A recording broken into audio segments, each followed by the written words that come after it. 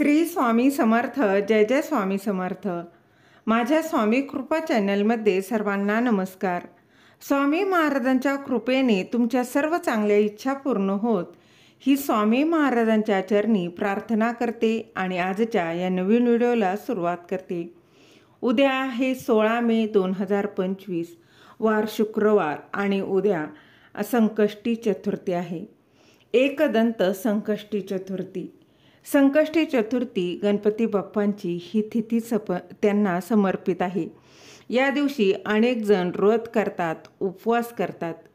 गणपती बाप्पांची या दिवशी पूजा उपासना केली तर गणपती बाप्पा आपल्या कितीही कठीणातील कठीण इच्छा असू द्यात त्या नक्कीच पूर्ण करतात.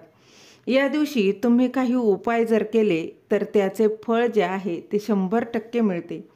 कारण गणपती बाप्पा आपल्या भक्तांना कधीही निराश करत नाही.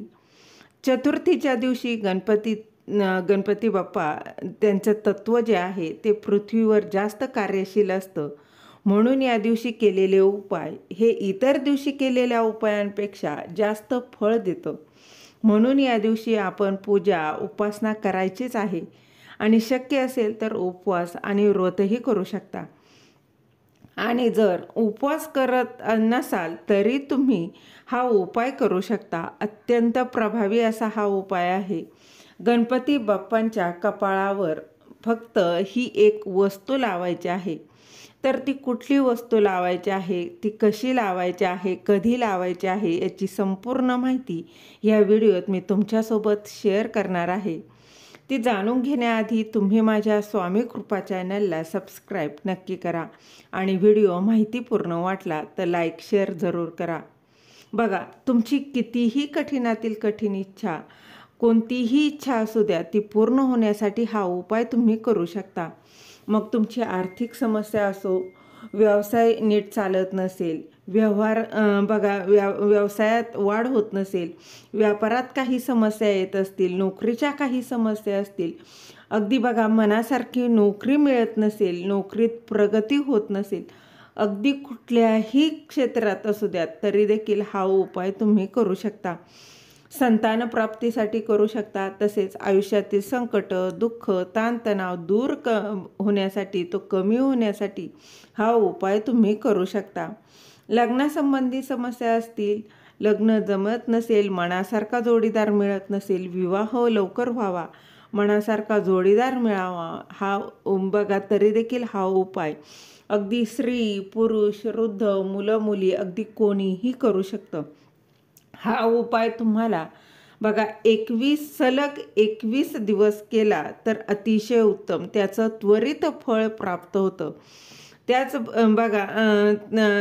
21 दिवसात काही समस्या आल्या, जसं की तुम्ही उपायाला सुरुवात केलेली आहे आणि मध्येच मासिक धर्म आला तर तेवढे दिवस जे आहेत ते 5 दिवस तुम्हाला सोडून द्यायचे आहे आणि पुन्हा कंटिन्यू करायचं आहे.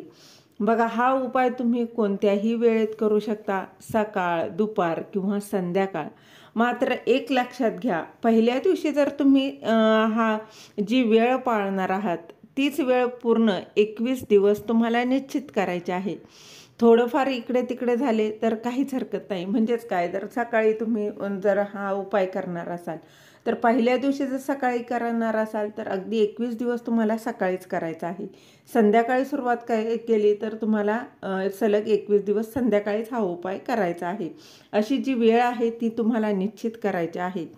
गणपती बाप्पांचा फोटो असेल, आता तुमच्याकडं फोटो असेल किंवा मूर्ती असेल, फोटो असेल तर ती स्वच्छ पुसून घ्या. मूर्ती असेल तर त्यावर अभिषेक करून घ्यायचा आहे. ही मूर्ती स्वच्छ पुसून पुन्हा देवघरात ठेवायची आहे. ठेवताना खाली थोड्याशा अक्षता ठेवायच्या आहे, त्यावर ही मूर्ती ठेवायची आहे. त्यानंतर मूर्तीला हळद, कुंकू, अक्षता, लाल फूल अर्पण करायचं आहे, दुर्वा अर्पण करायचा आहे. दुर्वा आवर्जून अर्पण करायचा आहे. गणपती बाप्पांना दुर्वा अर्पण केल्याशिवाय त्यांची पूजा जी आहे ती पूर्ण होत नाही. नैवेद्य म्हणून गुळ खोबरं ठेवलं तरी चालेल, मोदक, साखर ठेवली, अशा प्रकारे तुम्ही पूजा करून घ्या आणि त्यानंतर आरती करून घ्यायची आहे. त्यानंतर गणपती बाप्पांच्या कपाळावर एक वस्तू तुम्हाला लावायची आहे. तुम्हाला माहीत आहे, गणपती बाप्पांची आपण जर पूजा केली तर ते आपल्या आयुष्यातील संकट, दुःख, अडचणी, विघ्न ते दूर करतात. त्याचबरोबर गणपती बाप्पा ही बुद्धीची देवता आहे. त्यामुळे बुद्धी प्राप्त होत असते. तसेच संपत्ती, धन, संतती देखील प्राप्त होते. आपल्याला मनासारखे फळ जे आहे ते गणपती बाप्पांच्या उपासनेने मिळतेच. त्यामुळे आपल्याला उपाय करताना अगदी श्रद्धेने, विश्वासाने हा उपाय करायचा आहे. तर बघा, त्यासाठी काय लागणार आहे तुम्हाला, थोडंसं हळद, तांदूळ आणि शुद्ध तूप जे आहे ते घ्यायचं आहे. आता तूप घ्यायचं आहे, चिमूटभर हळद बघा त्यामध्ये तुपामध्ये मिक्स करून घ्यायचे आहे आणि हा टिळा गणपती बाप्पांच्या कपाळावर तुम्हाला लावायचा आहे. आणि त्यानंतर एक वस्तू त्यांच्या कपाळावर चिटकवायची आहे. त्या म्हणजे अखंड तांदूळ जे आहेत ते अखंड म्हणजेच अक्षता ज्या आहेत त्या तुम्हाला लावायच्या आहेत. उजव्या हाताच्या अनामिका म्हणजे काय, करंगळीच्या बाजूचं बोट जे आहे त्या अनामिका या बोटाने हा टिळा तुम्हाला गणपती बाप्पांना लावायचा आहे. आणि त्या तांदूळ बघा तुटलेले किंवा असे कीड लागलेले असे घ्यायचे नाही. अखंड तांदूळ जे आहे ते घ्यायचे आहे आणि ते अखंड तांदूळ तुम्हाला गणपती बाप्पांच्या कपाळाला चिटकवायचे आहे. मग कितीही चिटकले तरी चालणार आहे. अगदी 1, 2, 3 जेवढे काही चिटकतील तेवढे चालणार आहे. तांदूळ चिटकल्याने आपल्याला सुख, समृद्धी प्राप्त होते, संतान सुख मिळते, अखंड सौभाग्य प्राप्त होते. त्याचबरोबर बघा, पहिल्या दिवशी विधिवत केलं आणि नंतर सलग 21 दिवस फक्त हळद, तूप असा टिळा लावून त्यावर अक्षता चिटकवल्या तरी चालणार आहे. बघा, फक्त तुम्ही वेळेत करा. तुमच्या जी काही तुम्ही वेळ पाळलेली आहे त्या वेळेत तुम्हाला ते पूर्ण होणार आहे, ते आवर्जून लक्षात घ्या. त्याचबरोबर तुम्ही जो गणपती बाप्पांचा मंत्र तुम्हाला येत असेल तो तुम्ही म्हणायचा आहे. बघा, ओम गणगणपते नमः, ओम गणगणपते नमः. अगदी साधा सोपा हा मंत्र देखील तुम्ही म्हणू शकता किंवा जो कुठला तुम्हाला मंत्र येत असेल तो तुम्हाला म्हणायचा आहे. त्यानंतर गणपती अथर्वशीर्ष आहे ते एक वेळा म्हणा. गणपती स्तोत्र अतिशय सोपं असं गणपती स्तोत्र आहे. बघा, यासाठी 15 मिनिटे देखील तुम्हाला बघा लागणार नाही. अगदी फक्त तुमच्या मनात जी काही इच्छा आहे ती पहिल्या दिवशी तुम्ही गणपती बाप्पांना बोलून दाखवायची आहे आणि अगदी श्रद्धेने हा उपाय करा. बघा, उद्या एकदंत संकष्टी चतुर्थी आहे. या दिवसापासून तुम्ही या उपायाला सुरुवात करा. तुम्हाला इच्छित असं फळ मिळाल्याशिवाय राहणार नाही. गणपती बाप्पा तुमच्या सर्व काही इच्छा पूर्ण करतील. तुमच्या आयुष्यातील संकट, दुःख, अडचणी दूर करतील. गणपती बाप्पा हा विघ्नहर्ता आहे, संकट नाशन करणारा आहे.